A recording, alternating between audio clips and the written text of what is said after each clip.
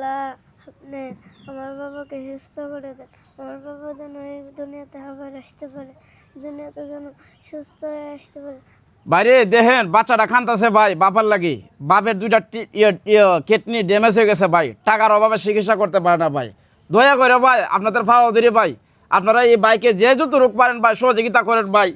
এই দুনিয়াতে ভাই সবাই বাঁচতেছে ভাই, কেউ চায় না দুনিয়া ছেড়ে যাইতে ভাই। দেখেন বাচ্চাটা কান্নাকাটি করতেছে ভাই, আমারও তো সন্তান আছে ভাই।